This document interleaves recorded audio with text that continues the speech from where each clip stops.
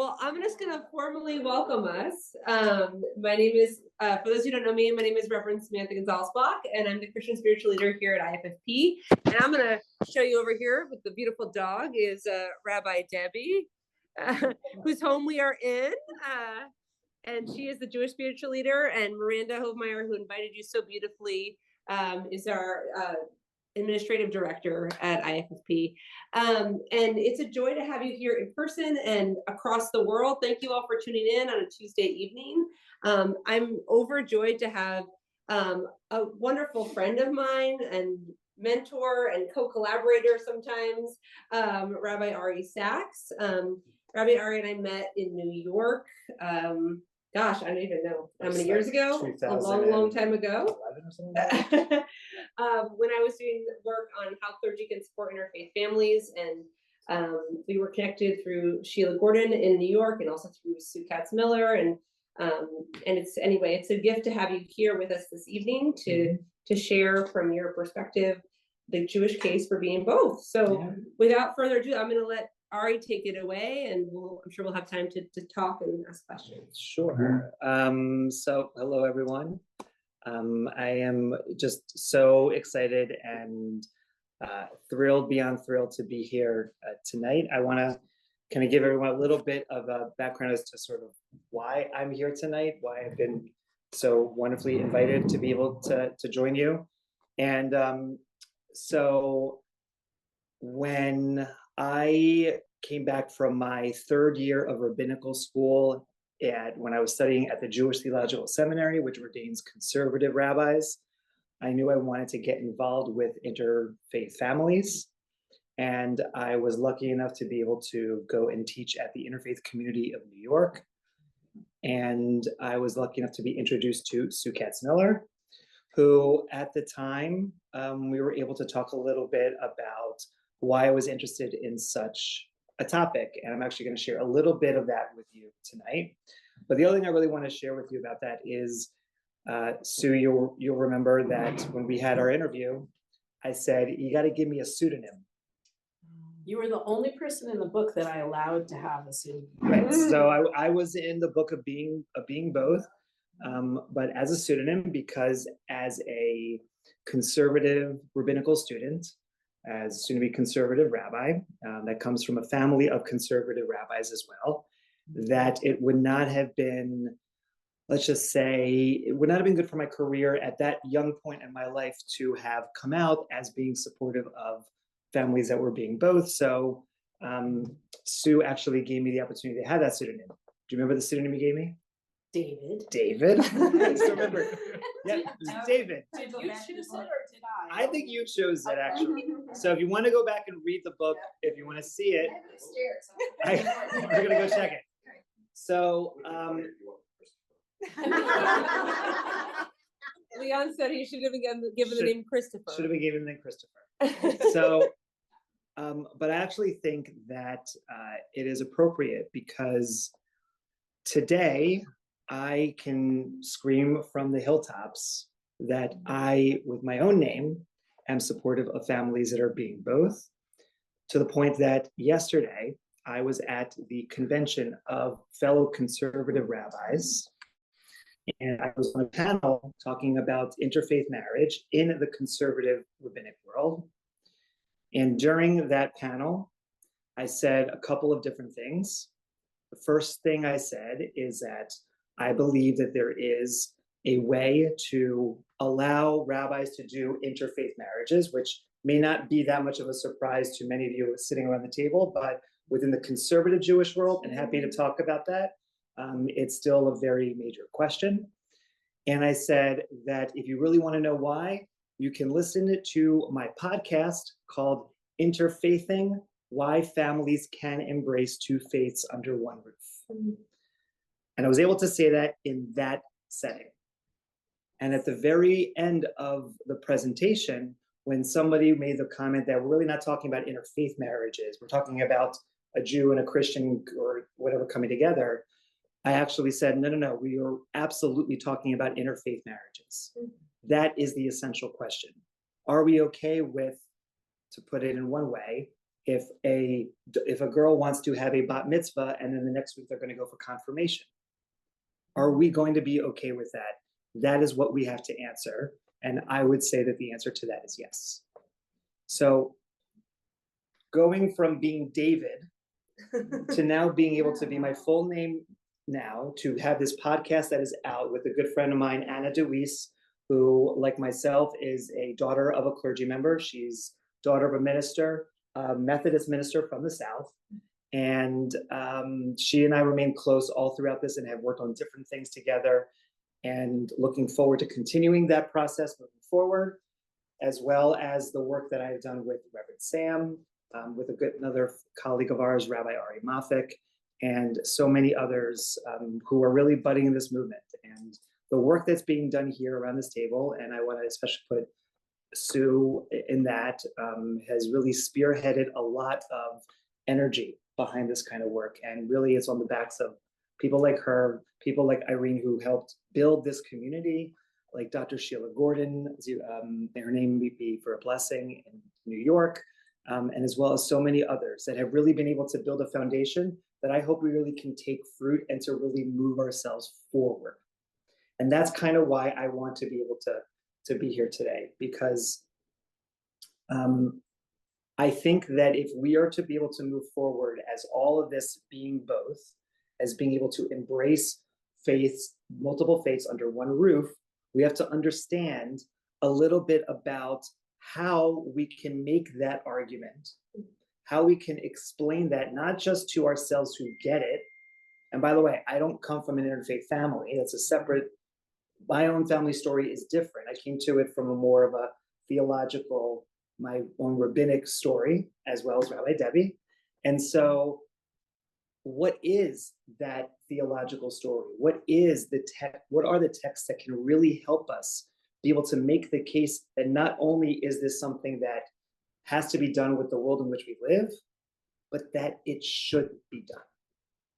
And so that's kind of what I want to talk about here tonight under the title of the Jewish case, making the Jewish case for being both. So with that as a bit of a background, I want to do a couple logistic things here since we are in a hybrid environment. First, Miranda, I wonder if I can get your help with this. If anyone over Zoom, if you have any particular questions or thoughts that you would like to share, please put them in the comments. And then Miranda will make sure to collect them since I may not be able to see them over the course of this. And then I'll pause a couple times to be able to then bring up some of those comments, and as well from anyone who's sitting around the table here live. And that anyone who's making a point here at the table, I'm going to repeat back so everyone over Zoom can be able to make sure to be heard as well. Does that make sense? Okay. Good. Second logistical thing is that the majority of our session tonight is actually going to be a text study, a text resource. I have here copies. You need reading glasses. This is now the time. I have here a set of text for us to be able to look at that I'm offering as a foundation for the case for being both from a Jewish perspective. And what I would also like to be able to do is, for everyone over Zoom, you are going to see it, and hopefully it's going to work. It should be on your screen. So the majority of the class is going to be with everyone seeing me and not seeing each other over Zoom, because we're looking at the text together, okay? So I wanna get ourselves started, just kind of sort of jumping into it. And the problem is that anytime you give out text, the first thing people do is they flip through it, and so they don't actually end up following along with where we're going. For snacks. So here's how we're going to start to focus. The three patriarchs who form the foundation of biblical religion as it's known in the Bible are Abraham, Isaac, and Jacob. Very often those three names are kind of put together as if it's just one big family, and then you have the Israelites who go to Egypt, and then after the Israelites go to Egypt, Moses takes the people of the Israel out, and then they become the Israelite nation, the Jewish nation. And depending upon one's own theological beliefs, that Jewish nation then leads to the creation of the Christian nation as well. And so we are often thinking about those three individuals as kind of a group, but what I actually want to focus on is them individually, because looking at them individually and how their particular stories are different from one another is the foundation for us thinking about how to build a foundation for being both. And the way I want to look at their stories as being different, and by the way, as any good teacher knows, that the best thing is to rework texts or teachings that you've already used for a different class. So that's what I did for this. I taught this class, I taught a version of this class when it was at the Torah reading having to do with this topic, but I was like, this really works for this session. And I have the session coming up in a couple of weeks, so I'm going to use it now. Okay, so we're going to focus on God's promises to each of these three individuals, because God speaks in the text in Genesis to Abraham, to Isaac, and to Jacob. Now, if we think about it as sort of these three individuals all together, well, there really isn't that much within the context of the promises that are that different, but really they are. So what we're going to do is I'm actually going to have, since really I'm the only one who can be heard both over Zoom and also in person, I'm going to be the one to read. Otherwise, I would have gotten somebody to read. Okay? So what we're going to do now is we're going to start with God's promise to Abraham, as you can see on the page, on the first page. And then after God's promise to Abraham, I'm going to skip over Isaac, who often gets left out. And then I'm going to go to Jacob. And then I'm going to come back to Isaac. All right? So this is God's promise to Abraham, which, by the way, if you want the source for it, it goes on to the second page, Genesis 17, verses 4 through 8. As for me, this is my covenant with you. You shall be the father of a multitude of nations, and you shall no longer be called Abram, but your name shall be Abraham. For I make you the father of a multitude of nations. In Hebrew, Hamon Goyim. So Abram is his original name. He becomes Abraham because there's an additional H or additional hey that's added into the middle of the name. That hey, that H, stands for the word Hamon, meaning many nations. So that's where that hey comes from. I will make you exceedingly fertile and make nations of you, and kings shall come forth from you. I will maintain my covenant between me and you and your offspring to come as an everlasting covenant throughout, oh, it's over here. Sorry, I'm just doing it over here. The ages, to be God to you and to your offspring to come. I assign the land you sojourn in to you and your offspring to come, all the land of Canaan as an everlasting holding. I will be their God. Right? So it's a pretty big promise. I'm going to make you great. I'm going to make you the father of all nations and of many different nations, and I'm going to give you this land.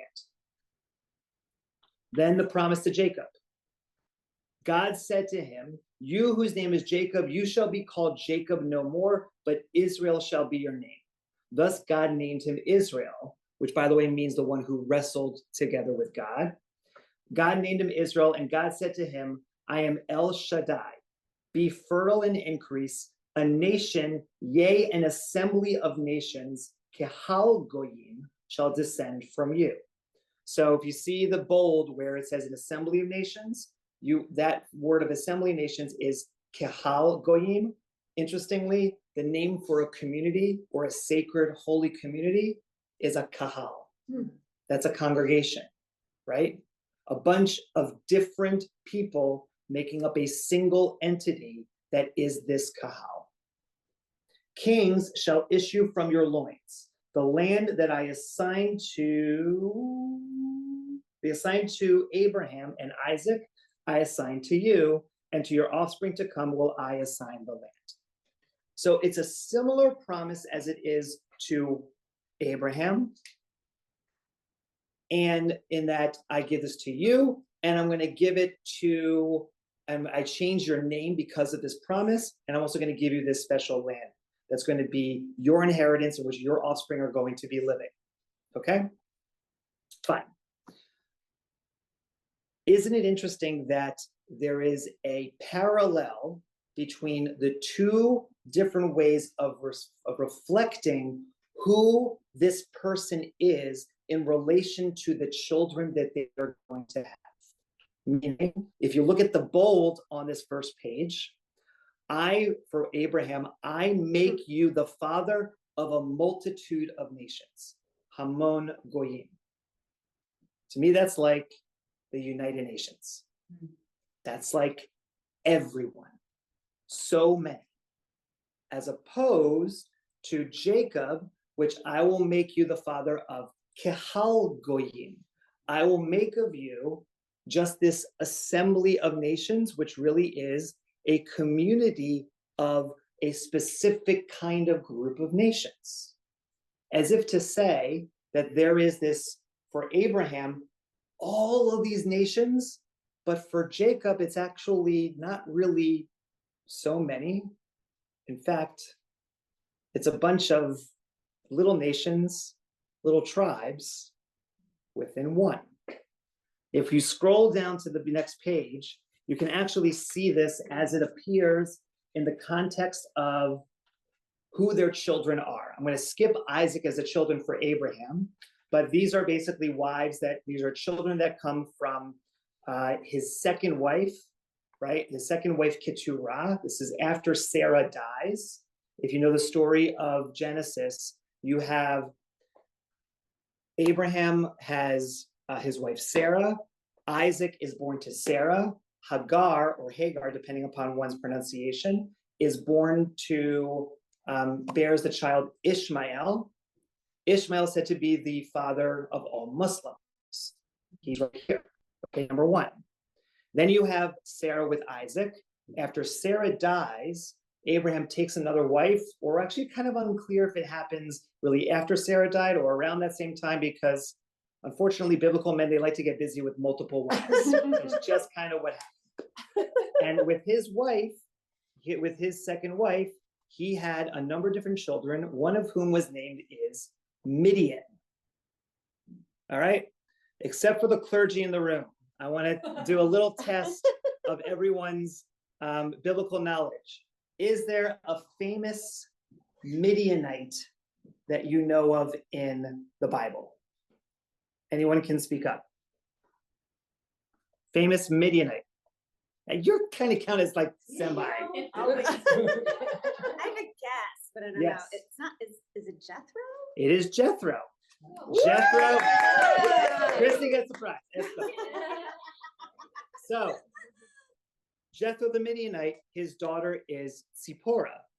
Zipporah marries Moses. And one of the things that I know Sue has said many times, and I've said a number of times, is there interfaith marriage in Torah?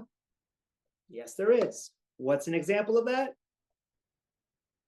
Moses marrying Zipporah, because the Midianites absolutely were not Israelites. The Ishmaelites coming from Ishmael were a different nation. The Midianites coming from Abraham were a different nation. And then you have these other people who, by the way, the Bible almost gets a little lazy. It says, it doesn't even say like, this is the child. It then says, and these are the group of people that came from this person and that person. The Ashurim, the Letushim, the Leumim. They just like name them, okay? These are all the different nations that are out there. As if Abraham is really the start of being the father of all humankind. The universalist idea, okay? That's Abraham. But then take a look on the right-hand side of the page, and you have the different nations that come from Jacob. Reuben, Shimon, Simeon, Levi, Judah, Dan, Gad, Asher, Naphtali, Issachar, Zebulun, Joseph, Benjamin, and Joseph, the 12 tribes that form the people of Israel. Because really it's now one nation. It is one particular story. Okay? So here we have two individuals who seemingly have the same kind of promise, but they're really different promises. One is the universalist idea, that especially the idea of God of everyone, God of all humankind. And then you have the particularist idea of God of Israel, the God of a specific group of nations that becomes its own people. Those two promises. So first, I just want to pause. Are there any questions? Is everyone with me? Do you have any thoughts based upon where we are? Have not gotten to Isaac, but we're going to. I'm not forgetting him. Very important, but I want to just see where we are with it. Anyone have any questions or thoughts? And Miranda, anything in the comments at all? Nothing that I'm seeing, but I'm open to it. If anybody has anything, please feel free to share. All right. Which means either I have you or I've totally lost you. I'm hoping it's the former, so I'm just going to go with that. So now let's go to Isaac. Okay, Isaac. If you go to the very beginning to the top of the first page, Isaac's promise is so completely different. That night, the Lord appeared to him and said, I am the God of your father Abraham. Fear not, for I am with you, and I will bless you and increase your offspring for the sake of my servant Abraham. That's it. That's it. So number one, there's no change of name. Number two, it is all about his relationship with his father Abraham. It doesn't even have anything to do with his children, but it's really about how he is there to help his father Abraham continue that promise into the next generation.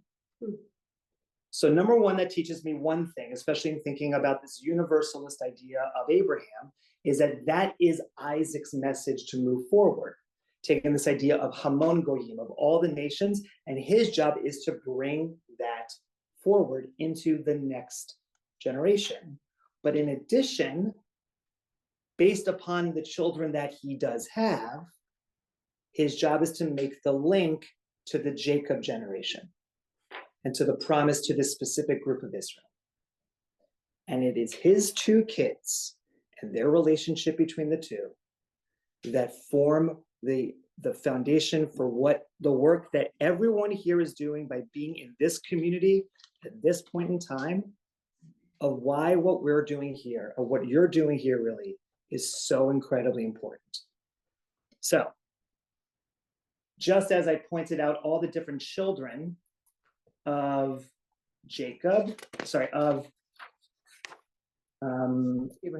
Abraham, the nations spurred by Isaac are only two.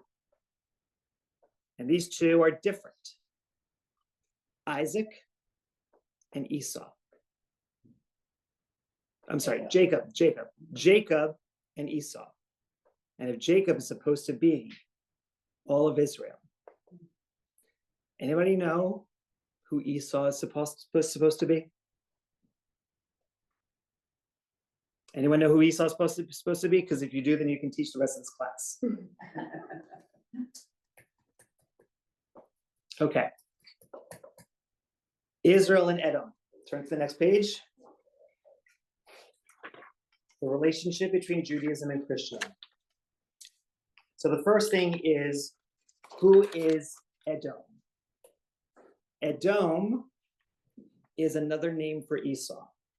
And the way to see this comes from the verse that you see on this page, which is page 3, Genesis chapter 25, verse 30. Okay, we're on page 3.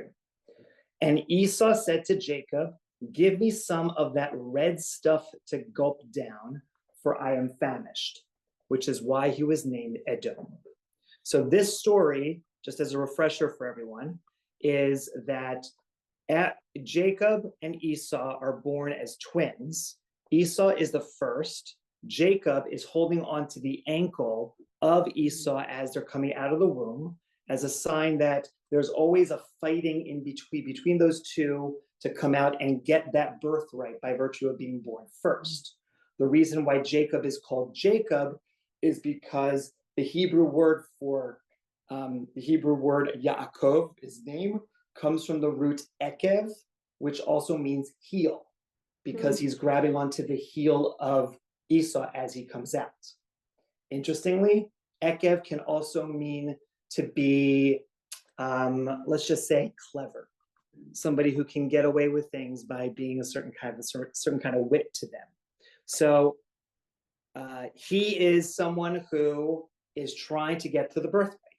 And one of the first things that he does is Esau is out in the field hunting for game, gets back home, says, brother, you're making some good stew. Can I have some? I'm kind of hungry. Jacob's like, what do you give me for it? Huh? What are you going to trade me for it? How about, you give me that Xbox you got. No, I know Xbox is that. Let me have some of that food, some of that really delicious looking stew. I'll give you that stew, but you got to give me something in return. You got to give me something important, which is your birthright. I mean, seriously, what kind of a guy is Jacob to ask him for this? And yet,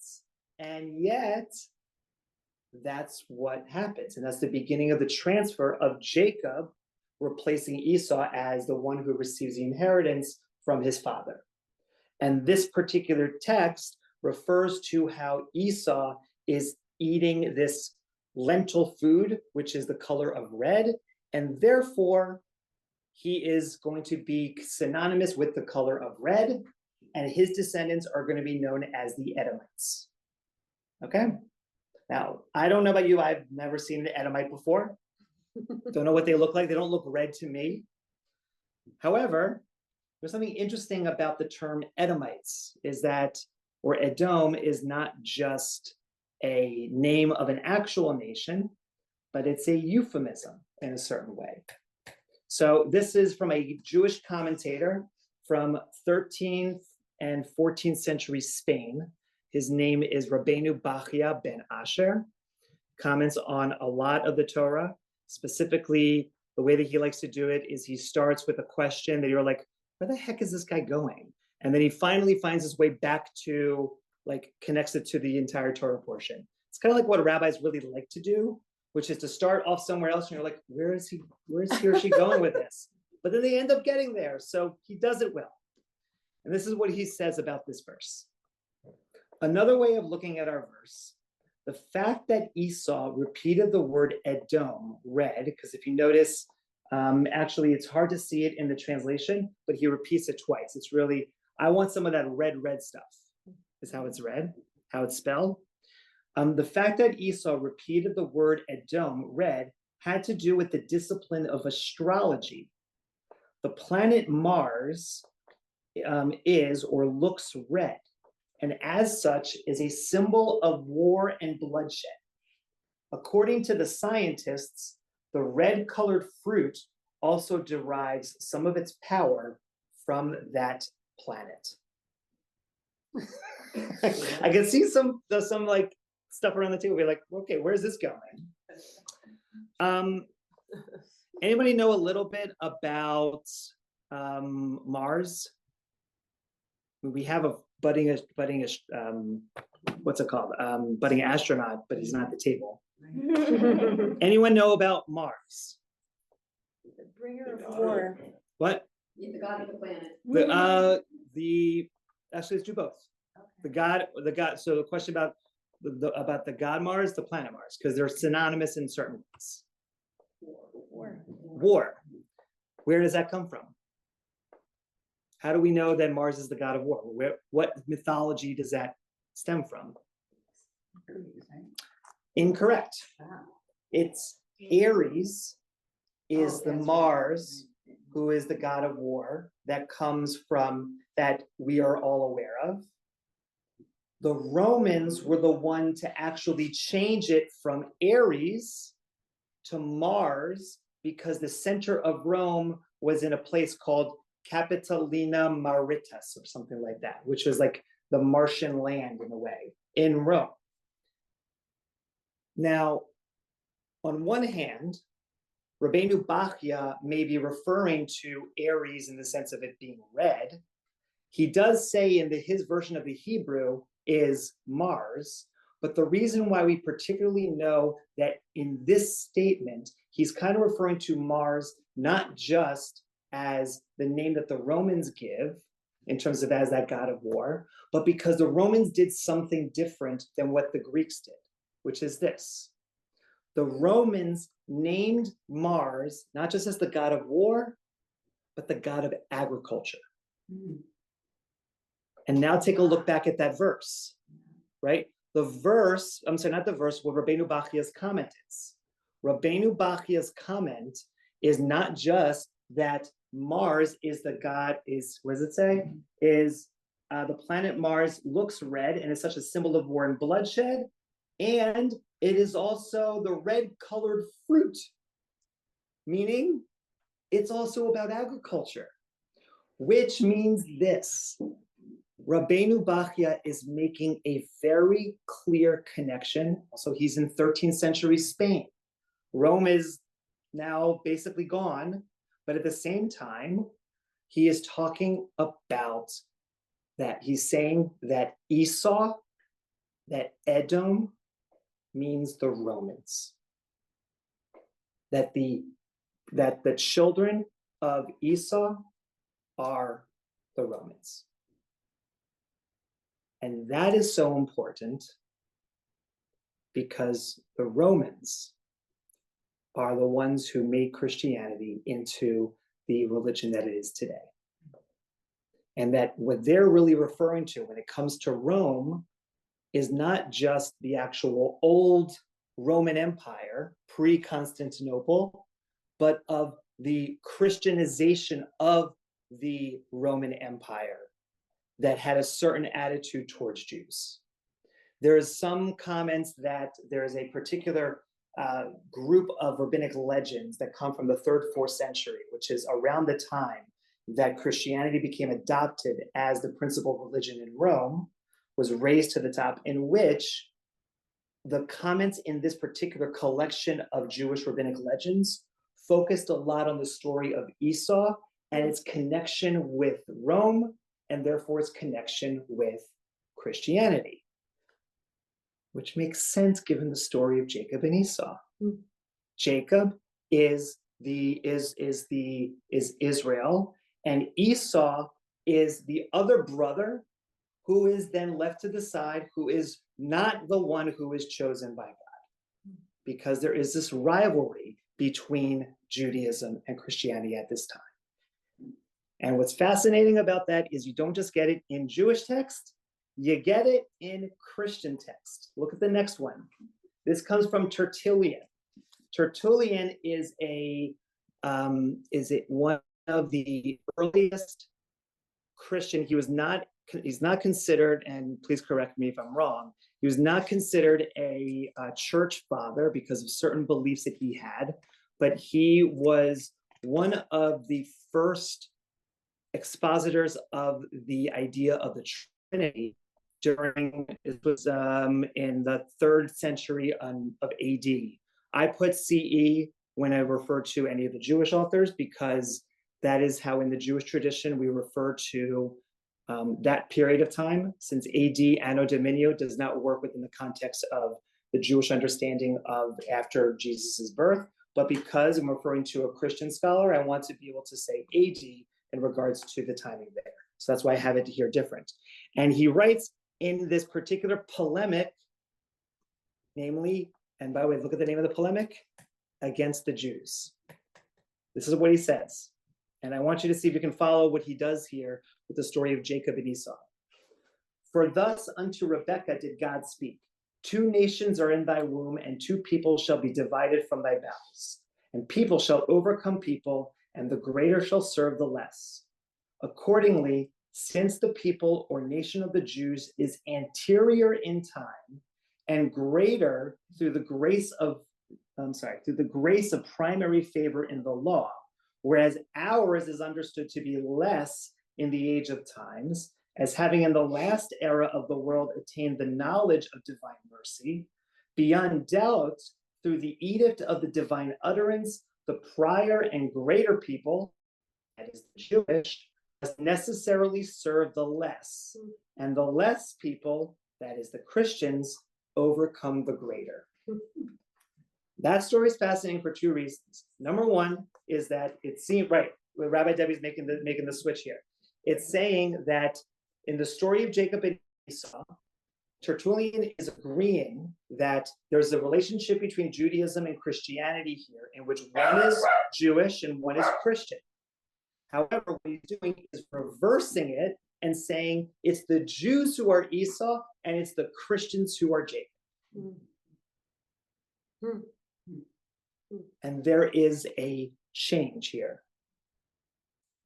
So all that is to say is that we started out by having one father of the people as saying, I had this universalist approach to all of us as good human beings, all the different nations. You have this other father who is basically the father of the people of Israel with a special relationship with God. What Isaac is really all about is the fact that his two kids are the ones who are fighting over who is the one who is chosen by God. And that it is a battle between Christians and Jews. So I said this is how we're supposed to figure out a way of being both, right? So I want to pause there for a second and see, does this challenge anyone? What's going on in your minds about this particular set of texts? And just any thoughts that you may have. So I'm going to give us a chance to think for a moment. And if you have anything that anyone to resume, if you can tell something to Miranda while I take a sip of non-alcoholic wine. Would you like us to pass down? And the Zecco. Yeah. It's a hit. It's the name.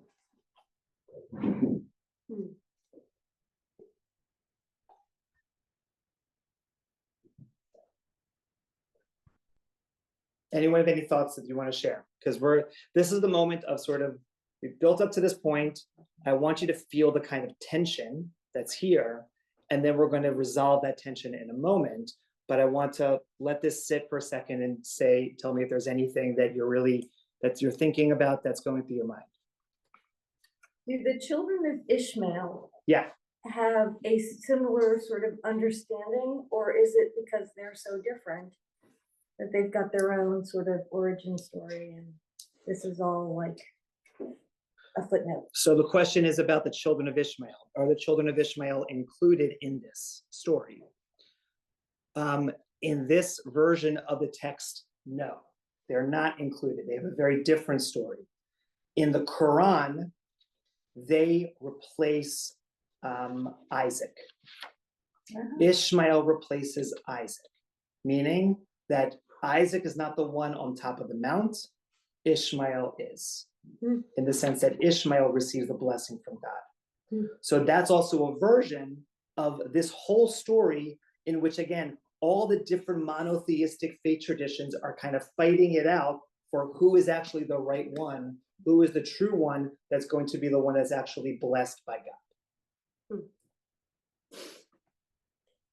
Also, I think it's interesting thinking about Esau and Isaac as brothers, thinking about Christianity and Judaism as brothers. I just feel like they're yes, adversaries, but brothers. That there's I don't want to jump ahead, but I'm but that there's love there, there's siblinghood there, as opposed to this just strictly adversarial feeling. And there's something, I don't know, there's something to me that's comforting in that, to think about it that way. There's kinship. There's kinship, but there's, we're not talking about two things. We're talking about family. We're talking about family. Right? Twins. They're twins. So we're talking about family, we're talking about brothers, talking about that sense of kinship, of connection. Yeah, I think that's something that's extremely important here to keep in mind, and we're going to have to keep it in mind. We have a couple comments Sure. in the chat. We have one person just says they think they're confused or didn't hear all of this part, and they also said this sounds like the origins of anti-Semitism. So I don't know. That's I don't know how much about the latter you want to go into now. Well, I'll touch base on I'll touch base on it. Anti-Semitism did not start with the rivalry between Christianity and Judaism. Anti-Semitism, or a form of anti-Judaism, started with Israel's exodus from Egypt and the way that the Egyptians understood the Jews to be. However, there is absolutely a strong strain of anti-Semitism, or I would really call it anti-Judaism, within Christian thought. A great book that talks about this is, and it's a really thick book if you have a lot of time, is Constantine's Sword. And in particular, the important thing to keep in mind, though, is this.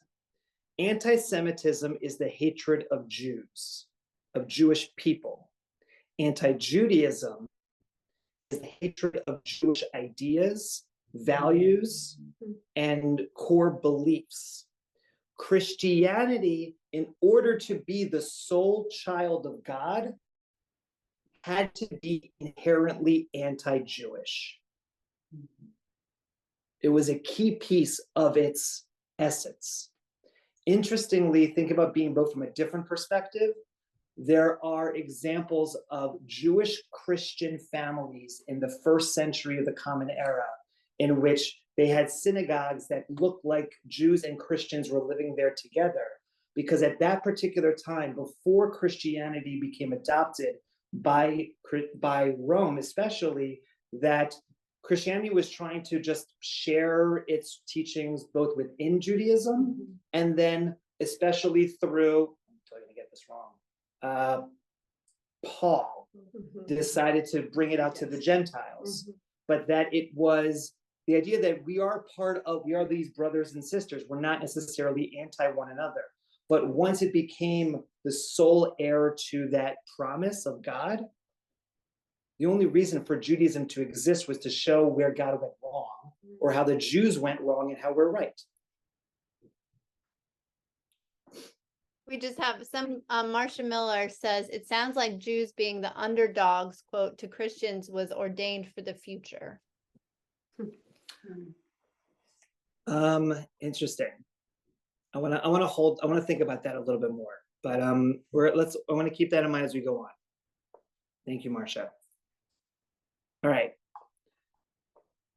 The idea of kinship, as Reverend Samantha, as you were talking about, is actually very significant to this point. And why I think I'm going to make sort of the key point here for us is that being both really means following the model of Isaac. Isaac is the parent of both Jacob and of Esau. Isaac in the Bible, and we're not going to see this here, gives a blessing to both Jacob and Esau at the very end of his life, when prior to that, you would not receive multiple children would not receive blessings. He was the first one to give multiple blessings. When it came to Ishmael, for instance, Ishmael received a blessing from God, not from Abraham. Only Isaac received a blessing from Abraham. Because giving a blessing was basically saying, you are the heir to my family and you are going to have everything. The rest of my family, you go off and do your own thing. But like, I got the doctor in my family who's going to take over the practice. Like, that's all I really need in terms of the blessing. Okay? So Isaac is able to give best blessings to both. But it is this midrash. Midrash is another word for a rabbinic legend that is really important for thinking about the role that Isaac plays in the relationship between Jacob and Esau, and how I think he is also the one to hold that idea of universalist idealism from Abraham into the world that is Jacob, which is where you have this idea of having a particularist nation. Okay? So, in Isaiah, there's a verse. The verse is, surely you are our father, though Abraham regard us not. This is on page, what page are we on? 4. Yeah. Surely you are our father, though Abraham regard us not, and Israel recognize us not. You, O Eternal One, are our Father from of old. Your name is our Redeemer. The important thing to note here is that there are 2 patriarchs who are mentioned, Abraham and Jacob, meaning Israel, Isaac is not mentioned, which kind of makes sense because, Isaac doesn't matter. Abraham is the big one. Jacob is the bigger one. Poor Isaac, right? But the reason why I love Jewish texts. I love what I do, because what the rabbis do with Midrash and with like this rabbinic legend is that they bring Isaac in to not only be someone who is actually important, but now kind of steals the show by virtue of him actually being taken out of the text. All right, so listen to what is about to happen. This comes from, by the way, the Babylonian Talmud. The Talmud is, I would equate it in many ways as the Jewish version of a New Testament, in the sense that it comes after the Bible is sort of the shared document. The New Testament is sort of the Christian document saying this is our story. The Talmud, lots of different ways to describe it, but one way I would describe it is like this is sort of what rabbinic Judaism is to offer. And that's also why Jacob and Esau make sense as siblings, because the New Testament and the Talmud kind of came about around the same time, and that we share as the parent, the Bible. Okay? So from the Babylonian Talmud, a section dealing with Shabbat, even though this particular section has nothing at all to do, because that's what we do. We're like talking about lots of different things. On the great day of judgment, it will be Isaac who will redeem his descendants from Gehenna. Gehenna meaning either purgatory or hell.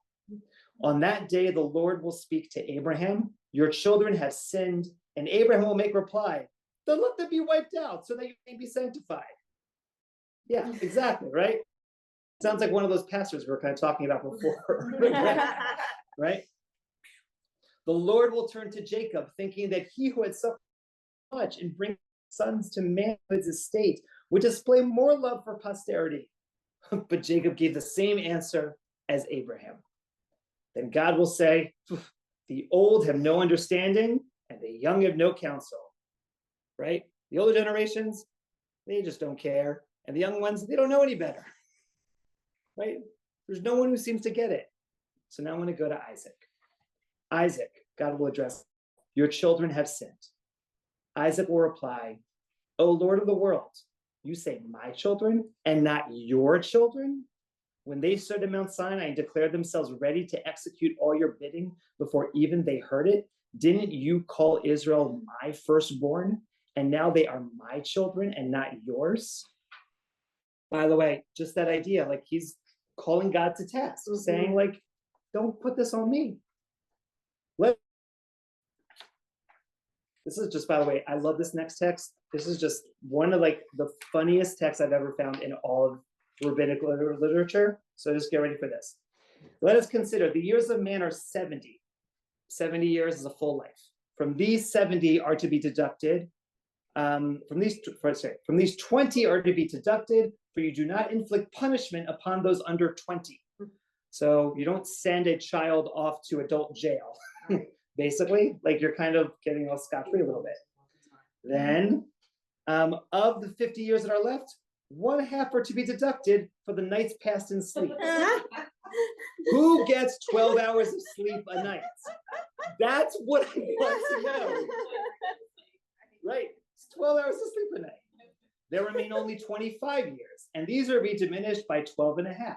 The time spent in praying, eating, and attending to other means in life. You got to go shopping at Costco. You're not going to be doing anything that bad. And by the way, just to notice, even the sinners are still praying. By the way,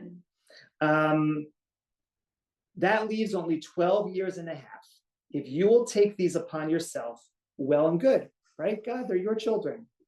If not, take 1/2, and I will take the other half. I will take responsibility, right? It's saying, I'm willing to sacrifice myself. Story of Isaac is the story of the one who's willing to sacrifice himself, willing to say, I will do something on behalf of my family. I will do something to be able to bring everyone together. Everyone here in this community, and all of us who are engaged in the process of supporting families who are being both, are saying that I cannot just do like the one thing, I need to embrace it all, and I need to do that extra work, that harder work, to be able to make it work for the family for the sake of the family. He's willing to sacrifice himself for the whole, just as everyone in this community is trying to make it work for the whole of their family. The descendants of Isaac will then say, truly you are our father. And notice the descendants of Isaac. That's Jacob and Esau. That's Jews and Christians. But Isaac will point to God and admonish his descendants. No, do not give your praises to me, but to God alone. So the people of Israel with eyes directed heavenward will say, you, O Lord, are our Father, our Redeemer, from everlasting is your name. What that teaches me is that what Isaac would basically say to everyone sitting around here and trying to bond Jacob together is that the thing that holds us together is not Isaac, it's having God in our lives. It is a single source of that power, which is greater, that connects all of us together. That is the true glue between the universalist version of Abraham and the particularist version of Jacob. It is that idea that we are all connected together. Now, I know that there are many secular humanists in this community, and actually, I asked Sue to be thinking about this, about making sure that a lot of those folks are being thought of as we're going through this. To say, well, what if you believe in God? What if it's that language doesn't really? Is there something that's left here? And so I want to wrap up actually with a statement, yes, about God, but I think in a way in which everyone, regardless of one's faith, identity, understanding of God, can actually think about God in a way that can hold all of us together and can be a source for how we can really be able to embrace being both, not just as a community, but something that's extremely valuable for the larger world that's out there. And that's part of this work that everyone here around this table and around this Zoom are doing. So, what's God got to do with it? Okay. So, Zechariah or Zechariah, this is from chapter 14, verse 9. And also to make a full circle, this is the verse that I mentioned in the book in Being Both as David. That is the linchpin for why I feel a connection to this work. It is also the linchpin for the first episode of Interfaithing, in which I talk about my origin story behind why I'm interested in this work. And the Lord shall be king over all the earth. In that day there shall be one Lord with one name. V'haya Adonai lemelech al kol haaretz bayom hahu yi Adonai echad ushmo echad. If anyone has been to a traditional Jewish service in which the Aleinu has been chanted, this is the very final line of the Aleinu. Okay? Now, the way I like to think about that verse is that one day God's name will be united as one. And that we all have different names for God. And that we will eventually see how all those different names for God are actually united as one. Can actually become able to come together. But I want to add something to that explanation and thinking about how to bring God into this moment that I think will open up the conversation for those who don't believe in God as a way of also understanding what it really means to be able to have something greater, something powerful holding us together, but to not use language that limits us in understanding it. And that comes from another section of Talmud, Babylonian Talmud, Masechet Psachim. This is all about Passover, and of course, this section has nothing to do with Passover. So the Gemara, by the way, just so you know, the word Talmud in Hebrew refers to both two sections of rabbinic teachings One is called the Mishnah, which is from about 1st to 3rd century of the Common Era. And the second is the Gemara, which comes from the 4th to the 6th century of the Common Era. But together they mean Talmud. So Gemara is a certain section of the Talmud. That's why it says it here. The Gemara cites another verse from the prophecy at the end of the book of Zechariah. This verse, and the Lord shall be king over all the earth. On that day shall the Lord be one and his God's name be one. The Gemara asks, is that to say that now God is not one? Right? If it says one day God's name will be one, doesn't that mean that what, God's not one? I don't understand. And what's one of the answers? Rav Nachman bar Yitzchak said, the world to come is not like this world. In this world, God's name that is written with the letters Yud and Hey is read as Adonai. So this one, if you know a little bit of a Hebrew, right? If you read God's name in a Siddur, in a prayer book, classic way of writing it is the letter Yud, which is the small letter, then Hey, then Vav, and then a Hey. That's literally pronounced as Yahweh. Hence, that's why God is named as Yahweh. By the way, Jehovah's Witness comes from the same word because a Y and J are interchangeable in ancient Semitic languages as well. Is it just Latin or is it? Oh, I'm not sure. I know for sure for Latin. So that's why it's interchangeable. So that's where Jehovah comes from. But that's not the way it's pronounced in synagogue. The Yud is pronounced as an Aleph, and the Hey is pronounced as a Dalet. And that's just not a mistake, because, right, the Yud and Hey is read as Adonai, which begins with the letters Aleph and Dalet.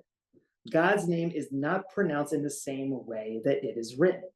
However, in the world to come, it will all be one, as God's name will be both read with the letters Yud and Hey and written with the letters Yud and Hey. So here's my understanding of what this means. Is there a God? I don't know. Do we know what God's name is? I don't know. Could it be Jesus? Maybe. Could it be Yahweh? Possibly. We don't know because we live in this world and it's impossible for us to know in terms of our core beliefs what is exact truth. Only in a world to come will we be able to fully know what is exactly correct. And even then, I don't think actually that's what it means. I think that what it means is that the world to come is the world that we build, in which all the different permutations of what that core thing is that unites us all together, and we use our different names for them in a conscious, beautiful, just wonderful way of building them together in their own independence, but also in relationship to one another, to build the world to come in which we can all recognize that the way in which you say God is the way that I don't say God. And therefore, be able to applaud each other's differences while also holding on to this idea that we are all interconnected. Our families, this movement is at the core of the work to do that, because we're all doing it in the context of these communities and in these homes, and the world needs it desperately. We think about the battles among all the different children, the monotheistic children that's happening, especially in the land of Israel, that's happening in this moment. This work, Isaac's work, of being able to hold Jacob and Esau together by saying, stop it, hold on to that thing that you hold both dear, even if you understand it differently. That is what is going to eventually give you that sense of salvation. That's what eventually is going to help you build this world into the world to come. Because if we can do that, well then, I just think that that's going to be a beautiful world for us all. And that's, I believe, the Jewish case for being both.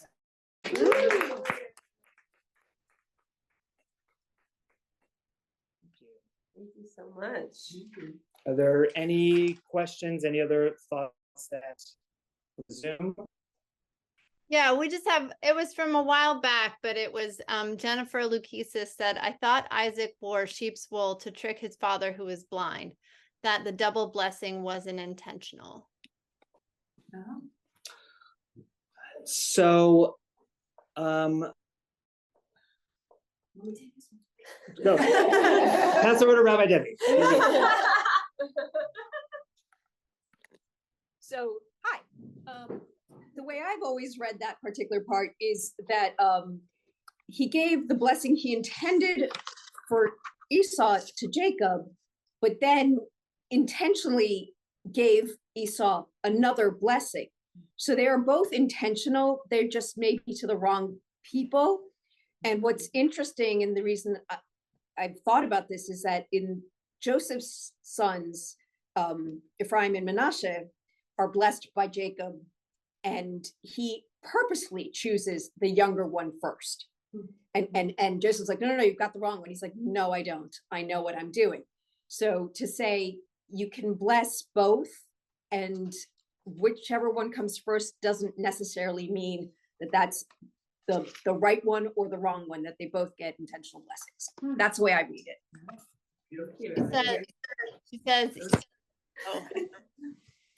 She says, yes, I agree with that interpretation. Still, Jacob was a nudge. This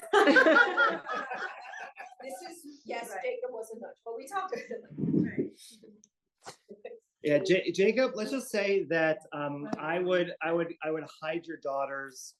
I would hide your cattle. I would hide even the Sufganiyot from Jacob. Exactly. At least both Jacob prior to his wrestling with the angel. Put it that way. He's a trickster. Yeah. Yes. He's the Jewish one. Any Rabbi Debbie just named Jacob as the Jewish Loki. Which I have a question. I missed a lot of the discussion, but since Esau is a descendant of Isaac, is this the case for being like all three? Meaning like all three monotheistic religions? No, it's not the case for being all three. What I particularly was focusing on right now is the Jewish case for being both in the sense of Jewish and Christianity, because Esau is related actually to Christianity. At least in Jewish tradition and in Christian tradition, Jews are related to Esau. So the interesting aspect, but I think the point you're also raising here is that in thinking about the growth of interfaith families overall, there are a variety of different permutations. There are a variety of different ways in which it could be organized. And the thing that I think we have to be most careful of is putting everyone into the same basket, and that there are different, and that there's the same reason, the same story for each different permutation. What I find, I'll just tell you honestly, like what I find so exciting about this work is being able to look at Jewish and Christian texts in a very different way when I have a group of Jewish and Christian couples with families in which they're raising kids who are raised with both Judaism and Christianity. That might look different if I'm talking about a Jewish Muslim family, if it might be a Muslim Christian family, or a Hindu Muslim family. There are different ways in which the case can be made, or in ways in which we would understand the case based upon the way those faith traditions interact with one another. And it's that interaction that I think is the real like richness of this work. It's not like, oh, we're all human beings, yay, we're great, and let's all just get along. It's, we come with these faith traditions and need to be in relationship with one another and to learn from one another, and they're just going to help each other grow.